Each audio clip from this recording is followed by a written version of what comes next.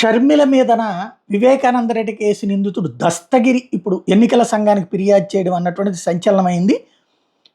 YS Sharmila మరియు సునీత పదే పదే వైఎస్ వివేకానంద రెడ్డి హత్య కేసును రాజకీయ ప్రయోజనాల కోసం వాడుతున్నారని దస్తగిరి ఆరోపిస్తున్నాడు.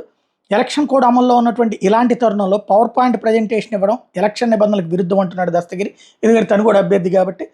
వైఎస్ షర్మిల కాంగ్రెస్ పార్టీ అధ్యక్షురాలకు కడపలో చేసిన ప్రసంగం మీద తీవ్ర అభ్యంతరం వ్యక్తం చేశాడు. ఎలక్షన్ నిబంధనలో స్పష్టంగా వ్యక్తిగతమైన అంశాలు ప్రస్తావించకూడదని ఉన్నప్పటికీ వైఎస్ సునీత మరియు వైఎస్ షర్మిల తెలుగుదేశం పార్టీ ప్రోత్సాహంతో కేసును తమ రాజకీయ ప్రయోజనాల కోసం వాడుతున్నారని ఆరోపించాడు. వీళ్ళ మీద తక్షణమే కేసు నమోదు చేసి చర్యలు తీసుకోవాలని ఎలక్షన్ కమిషన్కి ఇచ్చిన రిపోర్ట్లో కోరాడు దస్తగిరి. పులివెందుల నుండి పోటీ చేస్తున్న తనకి రాజకీయంగా ఈ హత్య కేసు తీవ్ర ఇబ్బందిగా మారబోతోందంటూ దస్తగిరి తన కంప్లైంట్లో పేర్కొన్నాడు.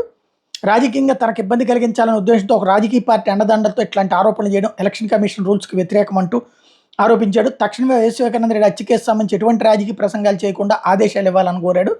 ఎలక్షన్ ముగిసే వరకు ఈ కేసు మీద ఎటువంటి మీడియా కథనాలు కూడా ప్రచురించొద్దంటూ మీడియాకు కూడా ఆదేశాలు ఇవ్వాలని తన పిటిషన్లో కోరాడు దస్తగిరి. ఈ కేసును తెలుగుదేశం పార్టీ తమ రాజకీయ స్వప్రయోజనాల కోసం వాడుతోందని, model code of conduct rules పూర్తిగా తొంగలో తొక్కి రాజకీయ ప్రసంగాలతో హత్య కేసు ఉదంతాన్ని ప్రేరేపిస్తున్నది.